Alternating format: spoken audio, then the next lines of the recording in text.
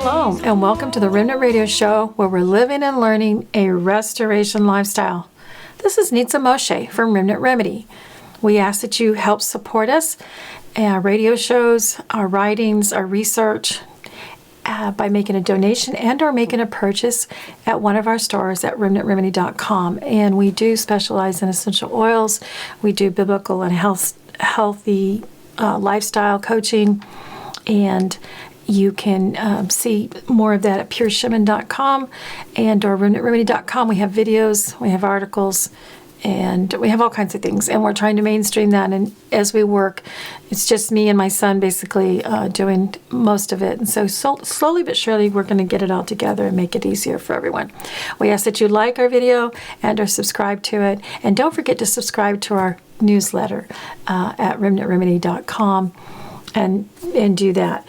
Today, we are going to have Ross Nichols again as he sits one evening at Biblical Tamar Park, and he talks about prophecy and about how important that location is there in the Negev desert. And we also ask, and we will put in the description below, that you look at helping support Biblical Tamar Park and or volunteer. You can go there and volunteer. There's a volunteer program, this fall. They're going to be picking and processing olives. There's an archaeological dig there. They're planting frankincense and myrrh trees and different things that you can do there.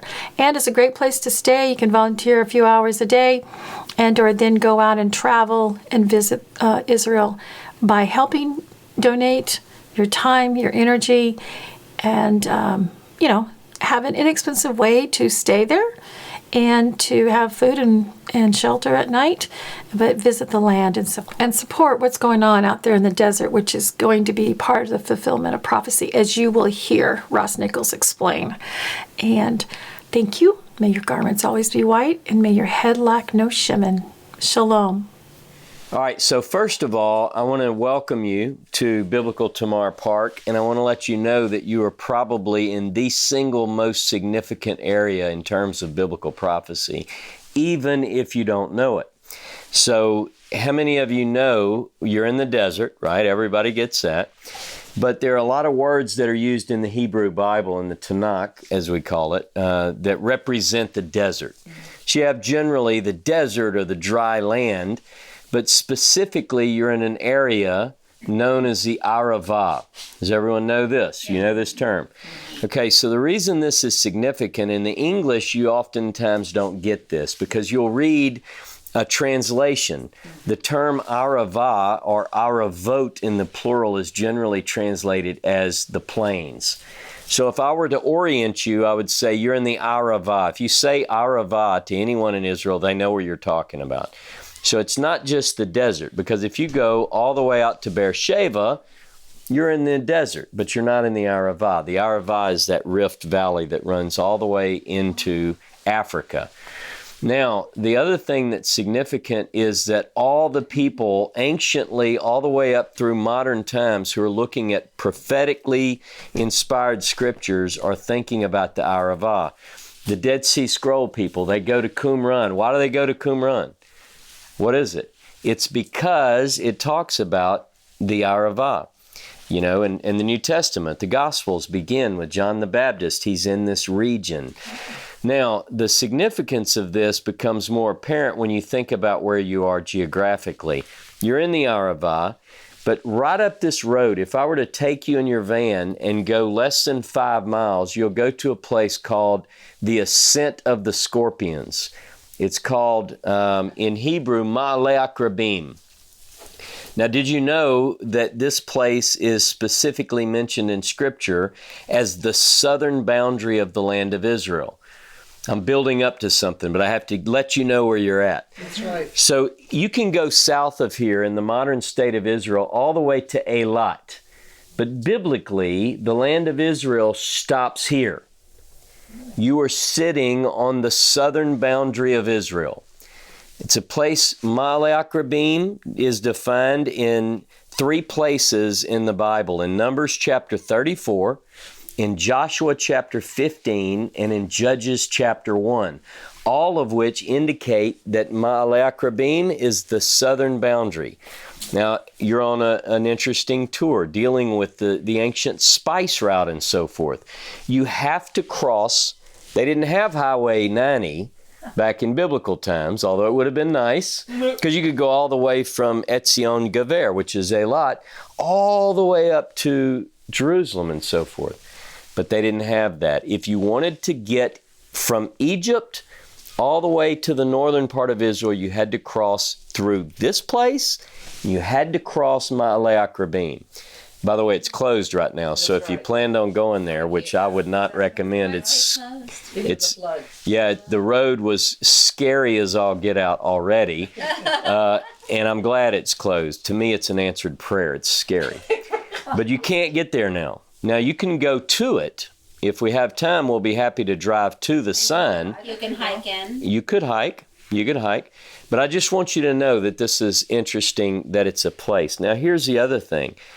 The other thing that's mentioned is Biblical Tamar. So Tamar is mentioned in 1 Kings chapter 9, verse 18, in which it says that Solomon built Tamar in the wilderness. Some of the archaeology here dates roughly to the 10th century BCE. We have evidence that some of the destruction was probably took place in 925 BCE by Shishak from Egypt. That's here. So when we do our little tour, I'm going to take you through the archaeology, and it's going to be a fun mix because Cynthia and I have done this before, where she brings in a lot of elements that I'm just not familiar with, and I bring in certain biblical elements that I know from the archaeology. So we're a good team on that. Now, if you're looking at a biblical map, like in most study Bibles, they have really good maps in the back. If I want to talk to you about the plains of Moab, the plains of Moab are here. The plains of Edom are here. Now, how many of you study the book of Isaiah? In Isaiah chapter 63, it talks about who is this who comes from Edom, from Botzrah.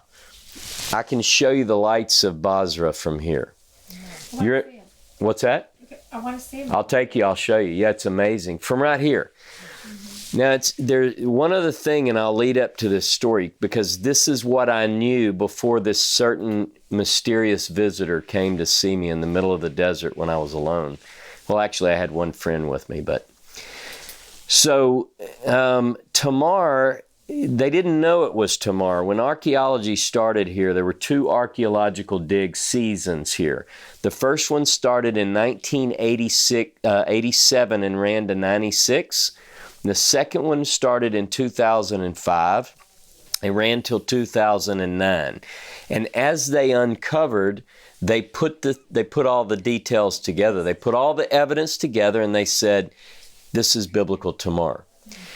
Now, we know from Ezekiel 47, verse 19, and Ezekiel 48, verse 29, that Tamar is the southern boundary of the land of Israel. Remember, Ma'ale Akrabim, the ascent of the scorpions, and Tamar mark the bottom. Directly here is modern-day Jordan. You know, you can see the lights in Jordan. Is it that way? It is that way, yeah. That's what you feel. That's right. So you already knew, yeah, it's at the sunrise, all right?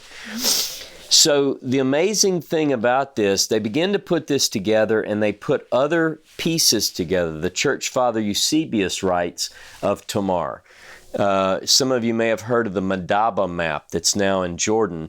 It mentions Tamar. It's one of the ancient spice route places, one of the stops along the spice route. Bringing it on up into the modern day, I say modern day, Lawrence of Arabia came through here. He said that when he approached this area, the spring was so loud he could hear it with his troops from the road. And they came up and they saw our big tree right here. He writes about this. So, a spring, like water? It's a spring, yeah. In fact, as you drive up and down the highway, you'll see signs that say, you went to En Bokek at the Dead Sea, I think, or you drove by it? No. If you haven't yet, I think maybe that's on for tomorrow. In Hebrew, sometimes Ein means spring or well. So this area Do you see any water? It's pretty dry, right? It's a desert. But so many of these places are called in Tamar, in Bokek. All of these words that indicate that there's a presence of water, even if you don't see it. So what's so interesting about this is that Tamar is mentioned, as I said, in Ezekiel, so we're at the southern boundary. So Judah, in the allotment of the tribes, the tribe of Judah is the southernmost tribe. And around, look at your Bible map, right on the outside edge of Judah, you have all these other countries. You have Edom, and you'll see. We have evidence of Edom and Judah interfacing on our property. I can take you to a place on this property where you can put 1 foot in ancient Judah and 1 foot in Edom. And you'll be, not only that, but you'll be standing on a sacred cultic site of the Edomites.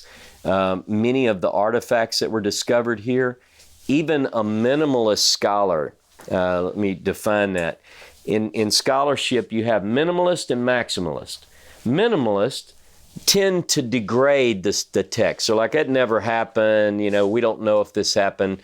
A maximalist believes the Bible as written, you see. But even minimalist scholars believe that the cultic site I'll show you on our tour was destroyed during the reign of Josiah. Remember, Josiah is one of the good kings, in fact, the greatest of all, took the throne at 8 years old. 2 Kings 23 tells this story. But one of the things that he does is he sends out teams that destroy all the idols throughout the land. So here I am. I'm working one of the times that I was over here in this place, which I consider very sacred. I consider it to be not only sacred because of the prophetic significance, but there are a couple of texts that indicate that this is God's country. All right, and I'll describe that a little bit better, and then I'll tell you this fun story. In Deuteronomy chapter 33, and in Habakkuk chapter 3, it talks about God coming from Paran. All right, do you know these texts where it talks about God's coming from Paran? Let me read you this. All right, in Deuteronomy 33, so I have to set the stage for this meeting. In Deuteronomy 33, it says, the Lord, which in Hebrew is the name of God. Are you reading it in Hebrew? I have it in Hebrew and English here. This is the Koran text. It's a Koran translation. This is the blessing which Moses, the man of God, blessed the children of Israel before his death. And he said, the Lord, which is Yod-Heh-Vav-Heh in the Hebrew. Some say Yahweh, some say Yehovah, came from Sinai and rose up from Seir to them. Seir is ancient Edom. All right, so when I say Edom, like, you don't have to do this from Michigan or Canada or the States. When I say Edom, I mean like right there. Yeah. A little bit east, a little bit south. He's coming from there. Watch this. He rose up from Seir to them. He shone forth from Mount Paran. Paran is due south of here. Not that far. We could get in the van and literally drive to the desert of Paran. We did. We actually. You did that. I pointed out that. Okay, excellent. So you know how far it is from here. It's not, it's like right down the road. And he came from holy multitudes. From his right hand went a fiery law for them. So this is talking about the giving of the Torah at Sinai. And it's mentioning that God comes from Paran. Now, in Habakkuk chapter 3, it says basically the same thing. So I was working one day, and I already knew the associations of the place, where it was located geographically, and how that ties in with the biblical text. And I was trimming the trees here on the site, and a car pulled up. And so a friend of mine and I were here, and I was a little bit agitated because I'd been interrupted a few times. You know, when you get into work and you really want to, and you're going, you're sweaty, you're hot, but you're on a roll. And I thought, oh man, here's somebody else. So I walk up and put a smile on, and I said, can I help you?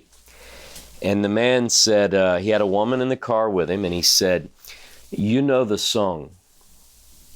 And I said, I'm sorry. And he said, you know the song. And I thought it was a translation problem. And I said, I don't know a song. He said, you know this song. And I told him again, I said, I really don't know what you're talking about. And he said, you must sing. And I was thinking, this guy's crazy. And he had his window down, and he reached through and he grabbed my hand. He's a big man. Nope. And he didn't let go of my hand, but he opens the door, still holding my hand, reaches around the door and holds me by my hand. And he said, you must sing the song. So I told him again, I don't know what song you're talking about. And he said, you know the Bible. I said, I know the Bible. He said, go get your Bible. And I said, you want Hebrew? He said, yes, Hebrew. So I go get my Hebrew Bible, and I bring it back, and he's looking frantically through the prophets. Like he knows it's somewhere, but he can't remember exactly the verse. And the whole time, and this is, forgive my singing, but he says, Yesasum idbar vetzia. And he goes, you know the song? I said, I don't know it. No, don't know it. Never heard it. And he keeps insisting. So he walks me in. We're looking. He's going through the Bible. He calls his son.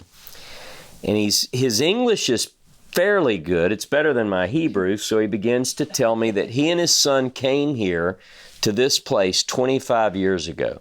He said, I've not been back since. So he opens up my Bible, and he teaches me this song.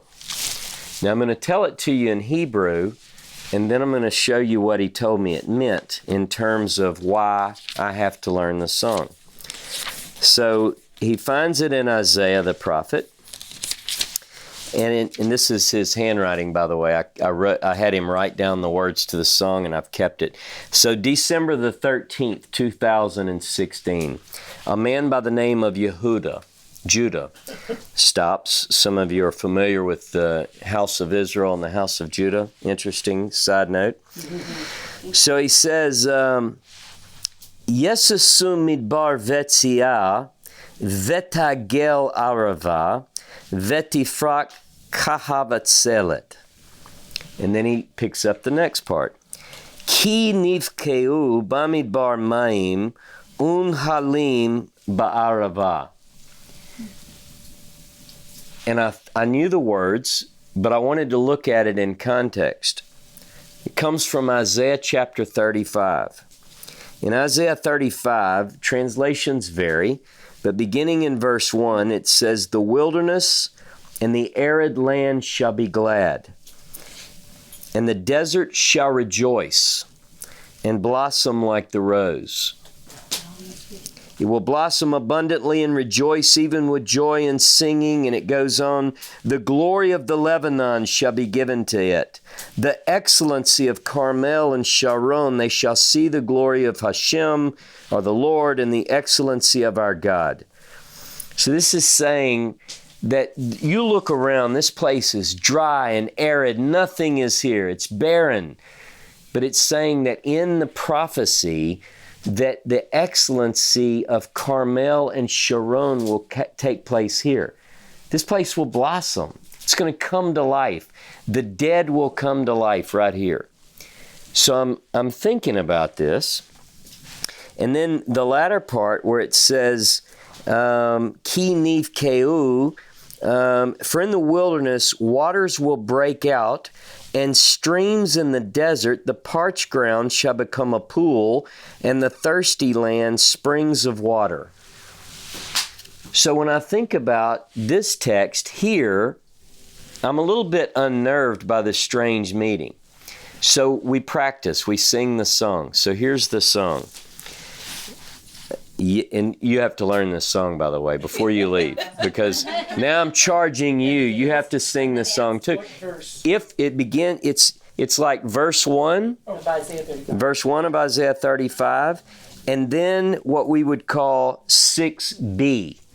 6B, Ki Niv Ko. I grew up Southern Baptist, and in Southern Baptist church, you always sing the first and the last, right? So this is kind of the way you do. Skip all those middle ones. Right? You know that? Isn't that true? All right, so imagine, I'm not a singer, but here's the way it goes. Yesasum midbar vetzia, vetagel tegel arava, vetifrag kahavatzelet, vetifrag kahavatzelet. Ki nivkeu bamidbar maim, unhalim ba'arava. Ki nivkeu bamidbar maim, unhalim ba'arava. So I start reading and I thought, okay, maybe God's trying to tell me something. So the man looks at me and he said, 25 years ago, I came here and I met the rabbi who ran this place. And he said, I taught him this song here. And he said, now you're that man. I said, well, look, I'm just here for a little while. And he goes, no, you have to sing this song. So when I come now, I sing this song, but something else happened. So I'm studying, I'm looking for more insight. Perhaps God's trying to show me something about this place. So I start looking at it and I'm thinking about specifically where are we? You can say it's the dry land, you can say it's the desert, you can say it's a parched ground, an arid place, all of those 5 words used for this region, all of which occur in Isaiah 35. But there's more to it. It says, and a highway shall be there. Isaiah 35, in that same context. Now I didn't think about like the highway, but in modern Hebrew, it's the same word. It's a built-up roadway. This roadway wasn't there when this was written, and I thought, okay, that's kind of weird. There is a highway there. It's a way of holiness, and only the unclean, can't come in, but the clean can come in. It's a holy highway, you might say. And then something floored me. So my Hebrew Bible was in my room, and there was a King James Bible on the table.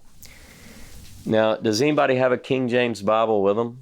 Some of you may not use King James. All right. I think I can change my app to it. Do that for me, please, because I want you to... You have it already pulled up? You want 35? 35. 34. No, let's see.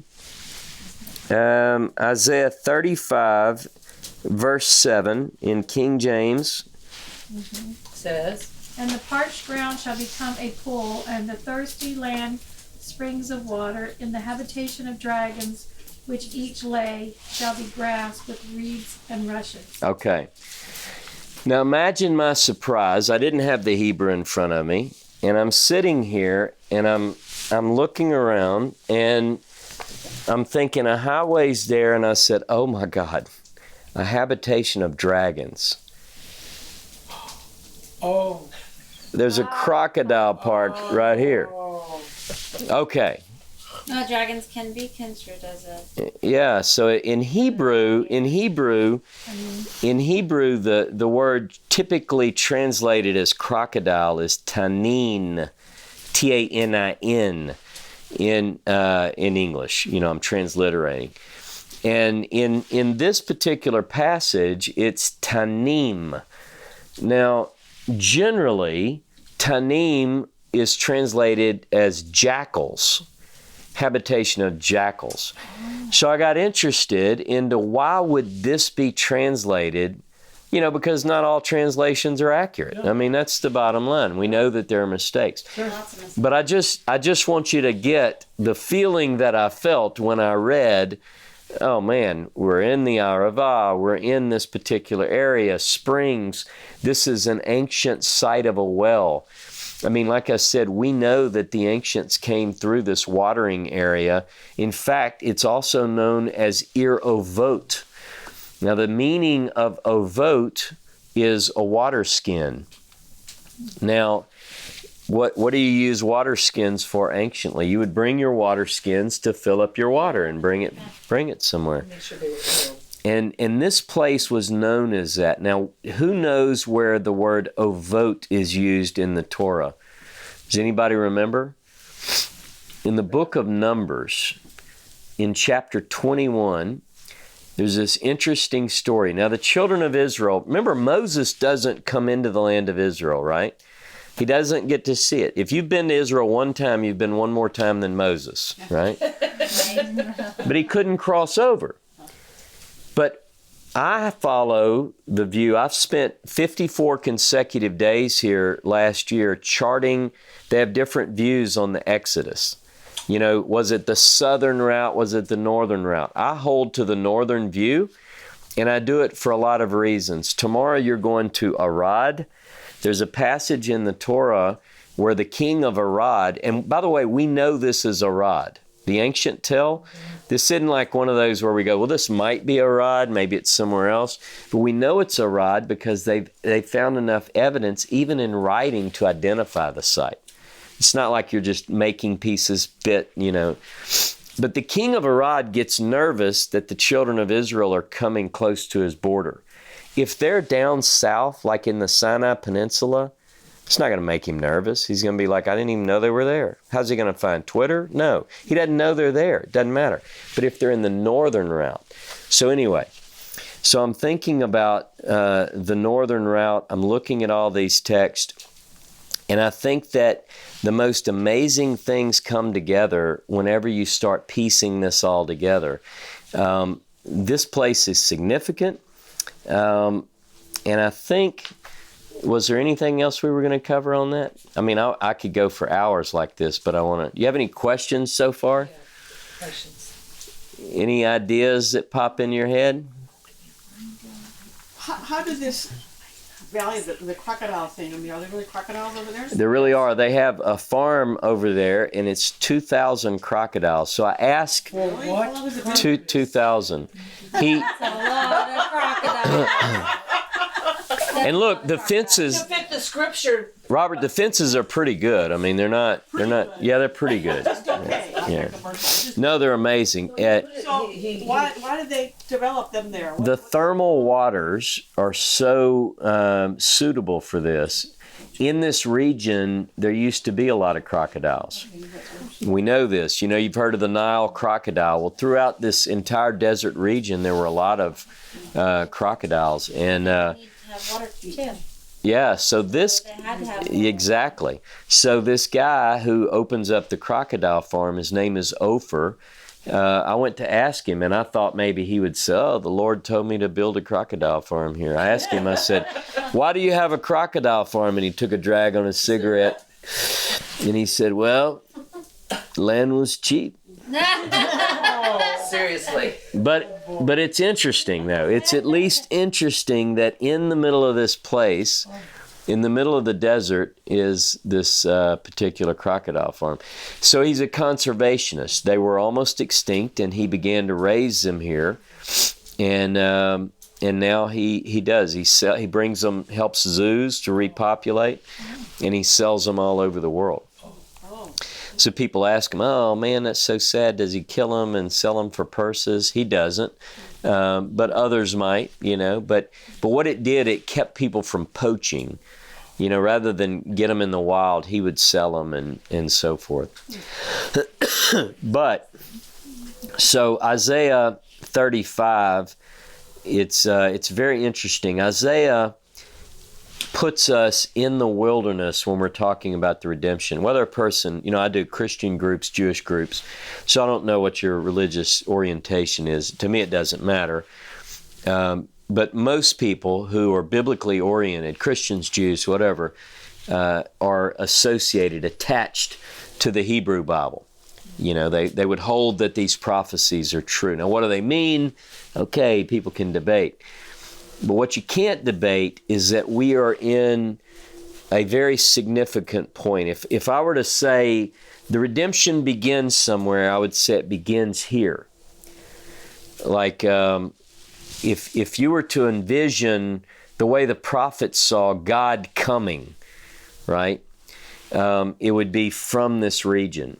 Because as Ecclesiastes says, there's nothing new under the sun. That which has been is that which shall be. So what we expect is a replay, if you will. Ezekiel chapter 20 puts God's people in the wilderness where a place has been prepared for them. And, and Hosea talks about it. Hosea chapter 2, God says that he's going to bring his people to the wilderness and betroth them to him. So all these images begin in the wilderness. You can't, it doesn't begin in the city. It doesn't begin in any other place. It begins right here. It's the reason the scroll people, it's the reason that the Gospels begin like this. You got to go to the desert. And so I just think it's an amazing, amazing place.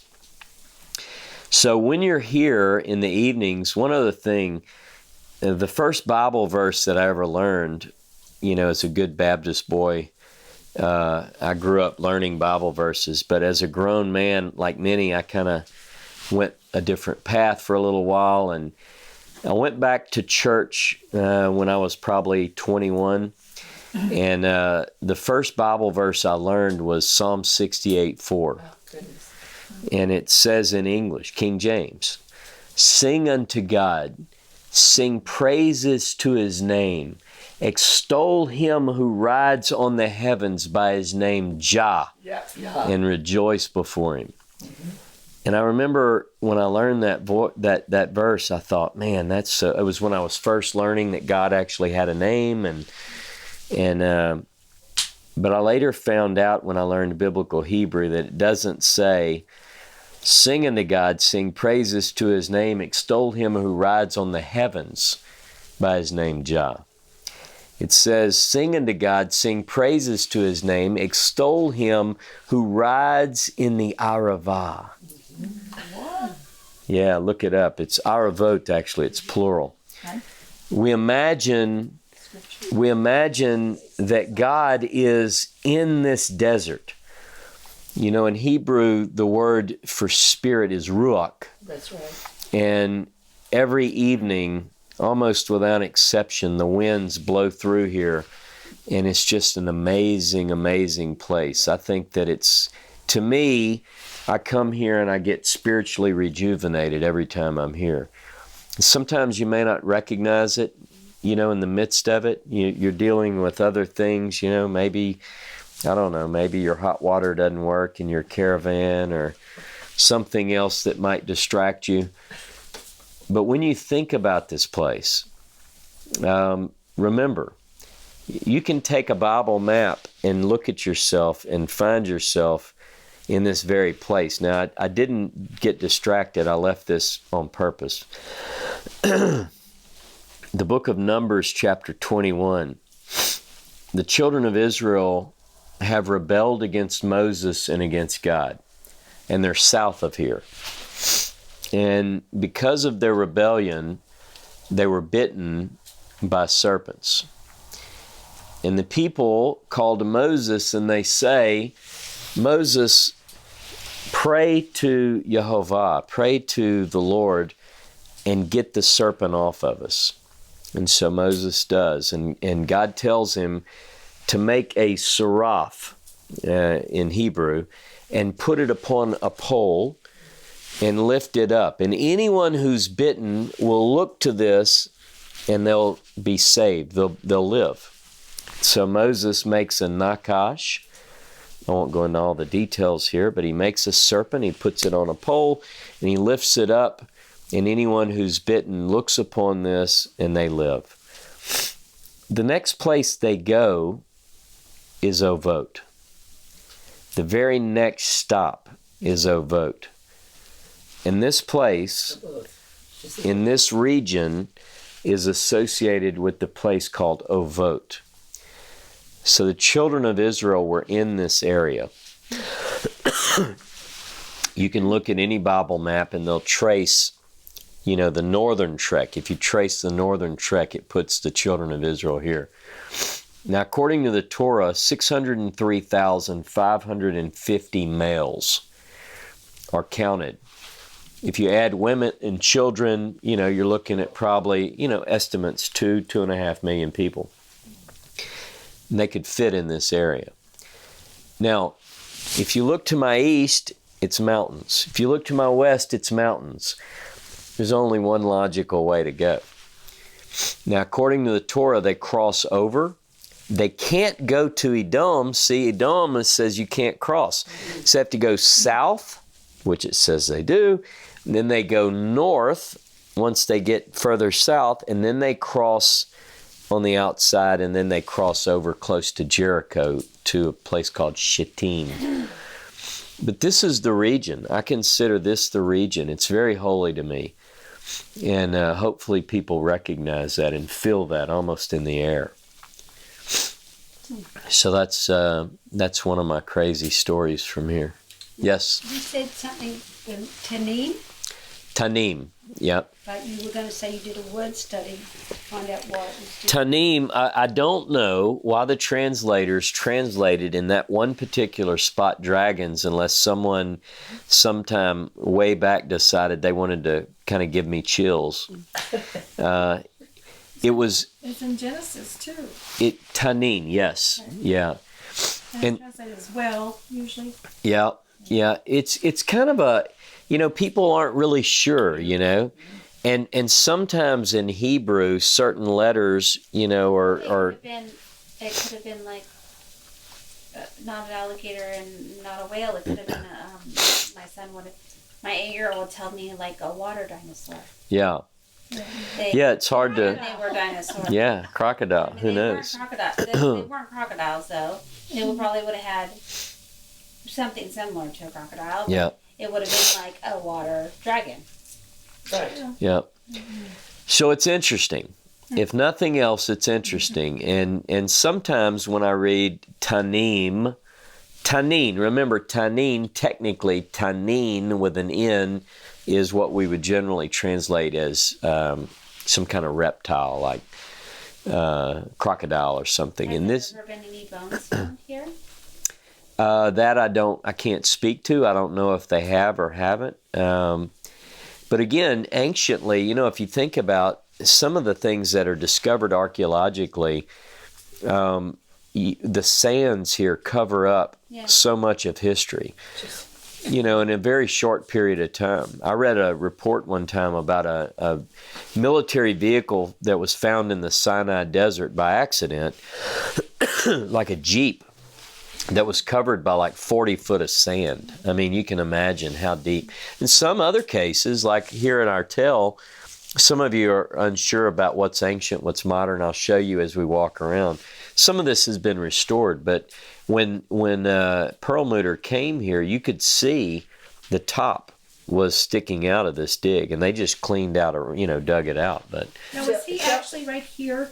yeah, right here. And Yeah, the tail was actually just covered with sand, and like he said, just the top. But they knew something was here. They had no idea. yeah. Where exactly was this frame? Do you know? Yeah, it was up on the tail, actually. You know where this ancient tree is.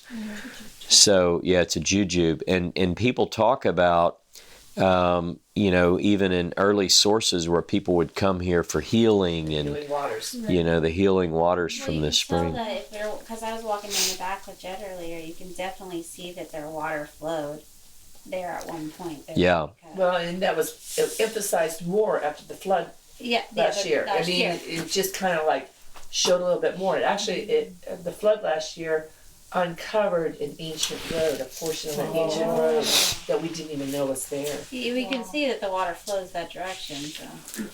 Yeah. And who knows, the healing waters may come alive here again. They will if you guys sing it. Robert wants to sing right now, right? What's it? I don't understand. Is this area Tamar or is it Ovo? What's the difference? So, Well, what's the? there are several different theories. This is like the region. Some have proposed that the region is called Ovot. This particular site, archaeologists have determined that this was Tamar. So remember, 1 Kings 9:18 says Solomon built Tamar in the wilderness. Now, 2 Chronicles 8:4 has Tadmor, Tadmor, M-A-R. But it's a scribal discrepancy. I can explain more. It's kind of a technical Hebrew thing. Between 1 Kings 9:18 and 2 Chronicles 8:4, 2 Chronicles 8:4 is later than 1 Kings 9. But so they began to look at this particular area is Tamar, and they pretty much have all. So the site is Tamar. As an outpost? As an outpost. Judah. Yes. If you were to look on a map, a biblical map, and they, the ones where they show the tribal allotments. Different colors. Yep. You got it. You know the picture. So Judah is the southern. Tamar is the south of the south. This is like the last outpost. So like this was the guard post coming into the land of Israel. And so I like to drink my coffee on the walls of this ancient fortress and think of all those passages about watchman, watchman, where is the night? It's this idea that you're guarding the land of Israel against anyone who would come. Now, and you go, well, how could you possibly, from one little spot, go up there and look? No one's going to sneak in. What are they going to climb over the mountains? No, they're going to come up. I would imagine that because the sand does cover everything, and this is how many acres? 50. Our park is 53 acres. I would imagine that everywhere there's stuff. Yeah. Everywhere there's archaeological finds. Well, just what they found here 3 weeks ago. Yeah, oh yeah. In the water pipe, come on. Yeah, they were putting in, do you tell them? They're putting in a water pipe and they hit. Really explained it to them. And they hit a. We're putting sweet water in. Yep. So drinking water, potable water. To the kitchen and to all the carriers. So they're digging with the backhoe thing, and they hit a British road, which is on top of an ancient Roman road. Oh. And so that's the what I'm work saying. team It underneath all of that this, much. it's very deep. It's Yeah. probably, in 4 days. It could be 40 feet. How deep was that? What? The road. This road was only it was 18 inches deep, And probably. Dr. Cobson said that we in the fall we're going to dig it all the way down. We need people who are going to come and help dig. Yeah. Dig it all down, and then there's going to be a portion where we're going to take it the next layer down. Yeah. And so, it's going to be exciting in the fall. If it's 18 inches, it's probably more than that. Yeah. What you understand? All these ancient cultures, they build on top. Mm-hmm. Like if you go to Jerusalem, when you go to Jerusalem, you can go through several layers of habitation. Same here. Mm-hmm. Like when we do our tour around, I'll show you 8th, 9th century on the conservative side. They just exactly built right over the top. And they used a lot of the same building materials, so it's like we know of an earthquake that happened in antiquity in 363 AD or CE as we call it, the Common Era. We know this earthquake, it did a lot of damage all over the land of Israel, and I can show you evidence of that earthquake here, where part towers are leaning now. In fact, after the earthquake in 363, that pretty much ended Roman occupation here. So what we've got the ancient Judean fortress, which was 50 by 50 meters, and then it was expanded to 100 by 100 meters in roughly the 8th century BCE. In the 7th century BCE, we're talking time of Josiah, that's where we have evidence of this Edomite shrine that was destroyed. And we have a 4-room Israelite house on the property. Some of you may have seen that when you're walking around. And then you have Roman occupation. Islamic. Yeah, Byzantine, later Roman, and then you have Islamic occupation. Yeah, there is some. They've actually identified some now, I think. Yeah. All the way up through, and then when you get to the modern era, then you got the British here. And what do they use it for? It's an outpost. Grinding